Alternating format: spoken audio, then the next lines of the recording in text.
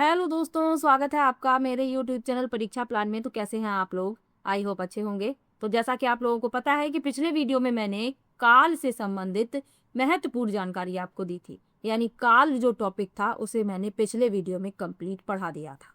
और एक topic complete पढ़ाने के बाद उस टॉपिक से संबंधित महत्वपूर्ण प्रश्न मैं नेक्स्ट वीडियो में लेकर आती हूँ। तो आज मैं काल से संबंधित महत्वपूर्ण प्रश्न लेकर आई हूँ। तो चलिए वीडियो को शुरू करते हैं। वीडियो देखने के बाद यदि आपको अच्छा लगे, हेल्पफुल लगे तो वीडियो को लाइक और शेयर कीजिएगा। और यदि आप चैनल पर नए हैं तो चैनल को सब्सक्राइब कर लीजिए। हिंदी के सभी प्रीवियस ईयर के क्वेश्चन मैं पढ़ा चुकी हूँ। मैंने प्ले लिस्ट बना दी है, जूनियर प्राइमरी दोनों के ही पढ़ा दिए हैं। पहले मैंने प्राइमरी वाले पेपर से शुरुआत की थी। जब सभी प्राइमरी वाले पेपर कंप्लीट हो गए उसके बाद मैंने जूनियर वाले पेपर के हिंदी के क्वेश्चन सॉल्व करवा दिए थे। तो प्लेलिस्ट मैंने बना दी है, वहाँ पर आपको सभी वीडियो एक साथ मिल जाएंगी। और ये जो टॉपिक मैं पढ़ा रही हूँ इसकी भी प्लेलिस्ट बनी हुई है, तो वहाँ पर भी आपको सभी वीडियो एक साथ मिल जाएंगे। चलिए आज की वीडियो को शुरू करते हैं। वीडियो देखने के बाद यदि आपको अच्छा लगे, हेल्पफुल लगे तो वीडियो को लाइक और शेयर कीजिएगा। और यदि आप चैनल पर नए हैं तो चैनल को सब्सक्राइब कर लीजिए। तो चलिए शुरू करते हैं। पहला प्रश्न दिया गया है, बच्चा गया इस वाक्य में कौन सा काल है? पहला है सामान्य भूतकाल, दूसरा है पूर्ण भूतकाल, तीसरा है आसन्न भूतकाल और चौथा है अपूर्ण भूतकाल। तो बच्चा गया इस वाक्य में सामान्य भूतकाल है। इसमें भूतकाल तो है लेकिन सामान्य भूतकाल है। भूतकाल के 6 भेद बताए हैं, सामान्य, आसन्न, पूर्ण, अपूर्ण, संदिग्ध और हेतु हेतुमत। तो सामान्य भूतकाल में क्या होता है, जो क्रिया होती है उसकी समाप्ति सामान्य रूप से बीते हुए समय में हुई होती है, यानी बीते हुए समय का बोध कराती है। इससे ये पता नहीं चलता कि क्रिया अभी अभी हुई है या कुछ देर पहले। तो ये कहलाती है सामान्य भूतकाल। जैसे अशोक ने गाना गाया, मनोज ने पुस्तक पढ़ी, तो ये सभी क्या है, सामान्य भूतकाल के उदाहरण हैं। डिटेल में मैंने पढ़ा दिया है, जिसने भी वीडियो नहीं देखी है वो देख सकता है। तो पहला विकल्प इसमें आपका उत्तर हो जाएगा। चलिए आगे बढ़ते हैं। मैं खाना खा चुका हूँ इस वाक्य में भूतकाल का कौन सा भेद है? पहला है सामान्य भूत, दूसरा है पूर्ण भूत, तीसरा है आसन्न भूत और चौथा है संदिग्ध भूत। तो मैं खाना खा चुका हूं, इसमें है आपका आसन्न भूत। सी विकल्प इसमें आपका उत्तर हो जाएगा। चलिए आगे बढ़ते हैं। वह पढ़ रहा था, इनमें कौन सा काल है? पहला है पूर्ण भूत, दूसरा है अपूर्ण भूत, तीसरा है सामान्य भूत और चौथा है संदिग्ध भूत। तो वह पढ़ रहा था, इसमें कौन सा काल है? इसमें है आपका अपूर्ण भूतकाल, क्योंकि वह पढ़ रहा था, क्रिया समाप्त हुई है कि नहीं ये तो पता नहीं चल रहा। बी विकल्प इसमें आपका उत्तर हो जाएगा। चलिए आगे बढ़ते हैं। शायद आज वर्षा हो, यह वाक्य किस काल का बोध कराता है? पहला है सामान्य भविष्य, दूसरा है संभाव्य भविष्य, तीसरा है वर्तमान काल और चौथा है हेतु हेतु मद भविष्य। तो शायद आज वर्षा हो, यह वाक्य किस काल का बोध कराता है? तो ये बोध कराता है संभाव्य भविष्यत काल का। बी विकल्प इसमें आपका उत्तर हो जाएगा, संभाव्य भविष्यत काल। यानी अनुमान लगाया जा रहा है कि शायद आज वर्षा हो।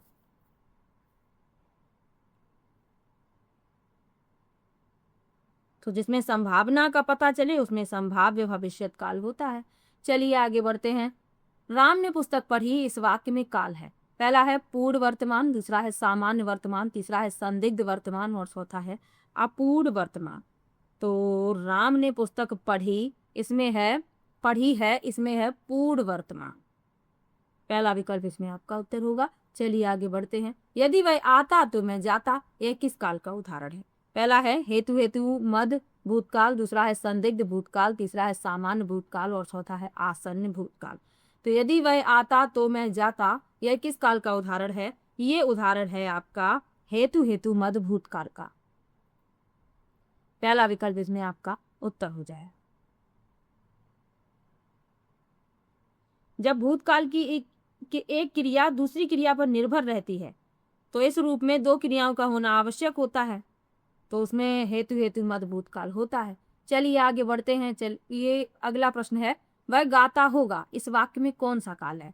पहला है सामान्य वर्तमान, दूसरा है संदिग्ध वर्तमान, तीसरा है संभाव्य और चौथा है पूर्ण वर्तमान। तो वह गाता होगा, इसमें संदेह है, निश्चित रूप से तो पता नहीं है कि वह गा ही रहा होगा। वह गाता होगा यानी संदिग्ध वर्तमान काल है। बी विकल्प इसमें आपका उत्तर है। चलिए आगे बढ़ते हैं। क्रिया के जिस रूप से कार्य के अभी अभी समाप्त होने का बोध हो उसे कहते हैं। पहला है सामान्य भूत, दूसरा है आसन्न भूत, तीसरा है पूर्ण भूत और चौथा है अपूर्ण भूत। तो क्रिया की जिस रूप से कार्य के अभी अभी समाप्त होने का बोध हो उसे कहते हैं आसन्न भूत। बी विकल्प इसमें आपका उत्तर हो जाएगा, आसन्न भूत। चलिए आगे बढ़ते हैं। वह कल घर जाएगा, इस वाक्य में कौन सा काल है? पहला है सामान्य भविष्य, दूसरा है संभाव्य भविष्य, तीसरा है हेतु हेतु मत भविष्य और चौथा है वर्तमान का।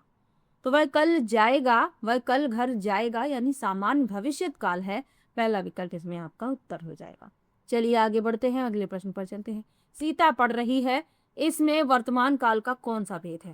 पहला है सामान्य वर्तमान, दूसरा है तत्कालिक वर्तमान, तीसरा है पूर्ण वर्तमान और चौथा है संदिग्ध वर्तमान। तो सीता पढ़ रही है, इसमें वर्तमान काल का कौन सा भेद है? तत्कालिक यानी अपूर्ण वर्तमान। सीता पढ़ रही है, क्रिया अभी समाप्त नहीं हुई है। बी विकल्प इसमें आपका उत्तर हो जाएगा। चलिए आगे बढ़ते हैं, अगले प्रश्न पर चलते हैं। वह खा रहा होगा, इस वाक्य में रहा होगा क्या दर्शाता है? पहला है संदिग्ध वर्तमान, दूसरा है संदिग्ध भूत, तीसरा है संभाव्य भविष्य और चौथा है सामान्य वर्तमान।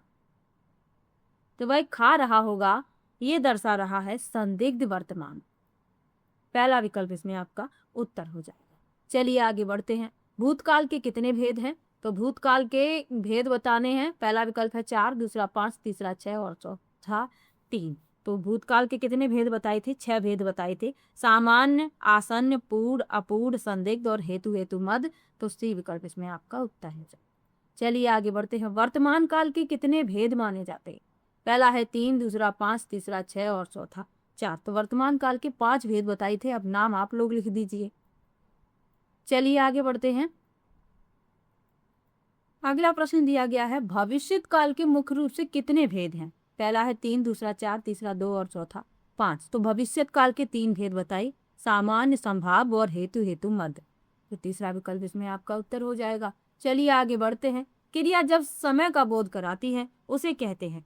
पहला है कारक, दूसरा समास, तीसरा काल और चौथा कोई नहीं। तो जब क्रिया समय का बोध करा रही होती है तो उसे काल कहते हैं। काल माने होता ही क्या है? समय। काल का अर्थ क्या है? समय। चलिए आगे बढ़ते हैं, अगले प्रश्न पर चलते हैं। काल शब्द का अर्थ है, पहला है समय, दूसरा मृत्यु, तीसरा दोनों और चौथा इनमें से कोई नहीं। तो अभी आपको बताया काल का अर्थ। काल का अर्थ क्या होता है? समय। पहला विकल्प उत्तर हो जाएगा। चलिए आगे बढ़ते हैं। हिंदी में काल के कितने प्रकार हैं? पहला है 5, दूसरा 3, तीसरा 4 और चौथा 6। हिंदी में काल के प्रकार पूछे गए थे तो 3 होते हैं।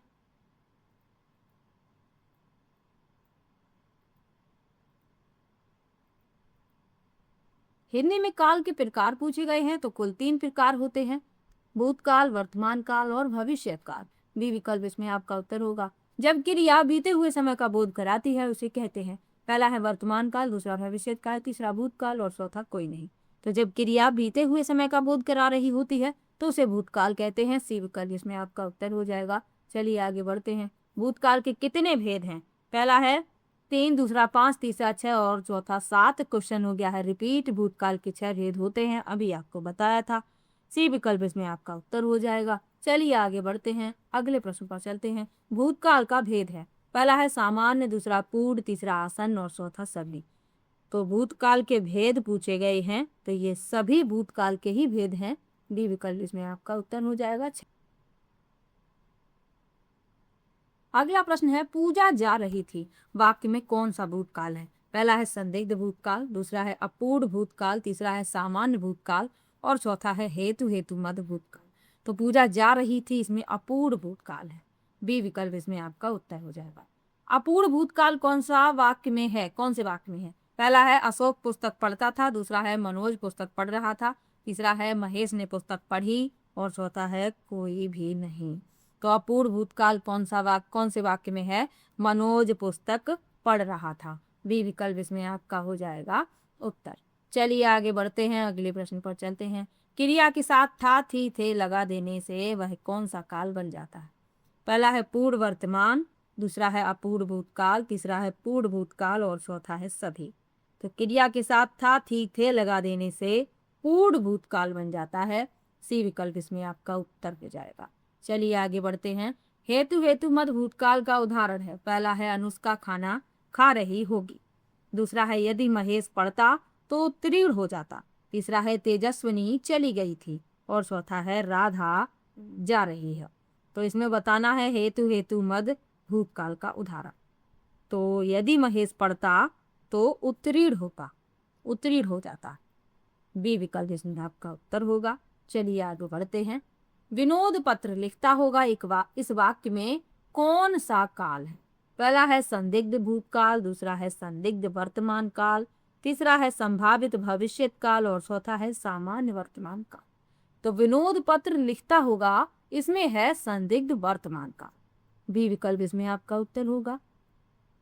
चलिए आगे बढ़ते हैं, अगले प्रश्न पर चलते हैं। आसन्न वर्तमान काल का उदाहरण है। पहला है हमने अभी अखबार पढ़ा है, दूसरा है आप आइएगा, तीसरा है गंगा में और चौथा है कोई भी नहीं।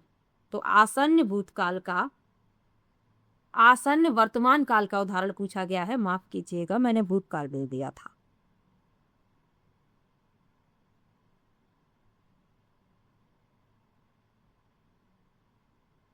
तो आसन्न वर्तमान काल का उदाहरण पूछा गया है हमने अभी अखबार पढ़ा है। पहला विकल्प उत्तर होगा। चलिए आगे बढ़ते हैं, अगले प्रश्न पर चलते हैं। क्रिया का वह रूप जो आने वाले समय का ज्ञान कराती है उसे कहते हैं। पहला है वर्तमान काल, दूसरा है भविष्य काल, तीसरा है भूतकाल और चौथा है कोई नहीं। तो जो आने वाले समय का बोध कराती है भविष्य काल कहलाती है। बी विकल्प उत्तर होगा। अमित प्रतियोगिता में भाग लेगा वाक्य में कौन सा काल है? पहला है सामान्य भविष्य काल, दूसरा है सांतत्य भविष्य काल, तीसरा है संभाव्य भविष्य काल और चौथा है आसन्न भूतकाल।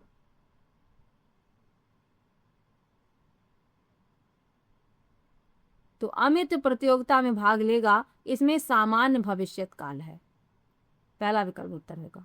चलिए आगे बढ़ते हैं। सरता गया गई थी वाक्य में कौन सा काल है? पहला है सामान्य वर्तमान काल, दूसरा है पूर्व भूतकाल, तीसरा है आसन्न भूतकाल और चौथा है कोई नहीं।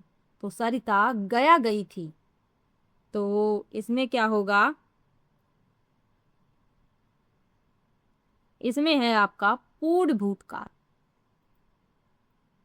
बी विकल्प उत्तर होगा। अगला प्रश्न है प्रियंका ने पुस्तक पढ़ी वाक्य में कौन सा काल है? पहला है आसन्न भूतकाल, दूसरा है संदिग्ध भूतकाल, तीसरा है आसन्न भूतकाल सामान्य भूतकाल और चौथा है हेतु हेतु मद भूतकाल। तो प्रियंका ने पुस्तक पढ़ी है, इसमें है आसन्न भूतकाल। पहला विकल्प हो जाएगा उत्तर। चलिए आगे बढ़ते हैं, अगले प्रश्न पर चलते हैं।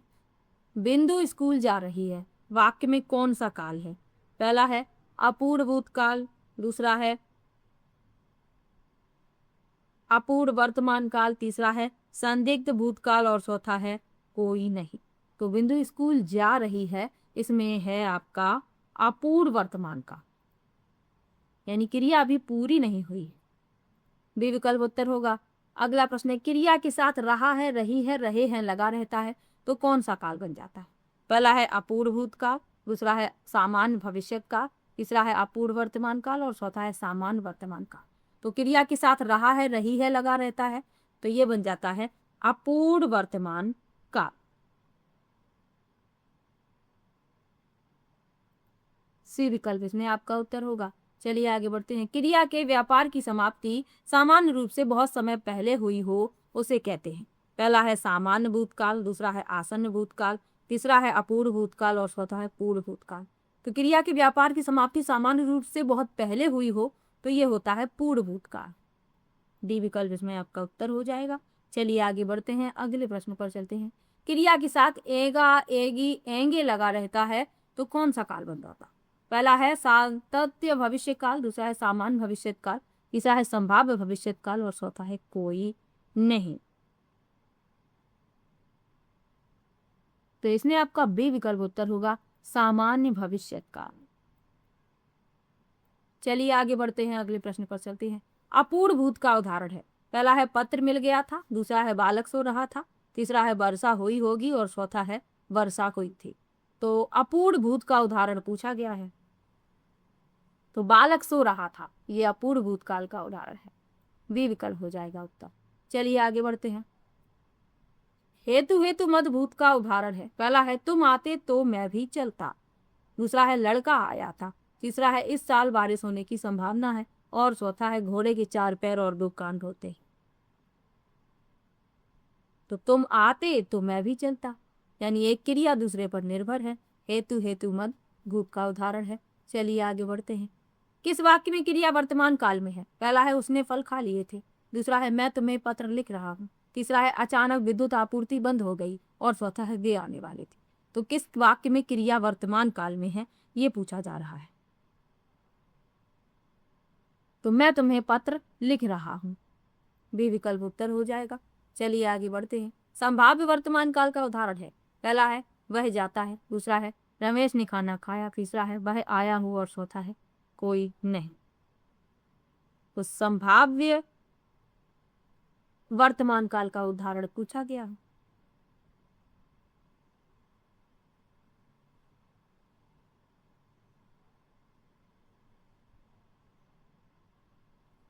तो वह आया हो, उसमें संभावना की जा रही है कि वह आया हो, तो संभाव्य वर्तमान काल का उदाहरण हो जाएगा सी विकल्प। अगला प्रश्न है संदिग्ध वर्तमान काल का उदाहरण है। पहला है मैं सावन को देख रहा हूँ, दूसरा है वह जाता होगा, तीसरा है मोहन आया है, और चौथा है मैं पढ़ रहा हूँ। तो संदिग्ध वर्तमान काल का उदाहरण कौन है? संदिग्ध वर्तमान काल का उदाहरण है वह जाता होगा, बी विकल्प उत्तर हो जाए। चलिए आगे बढ़ते हैं। वर्षा होने वाली है।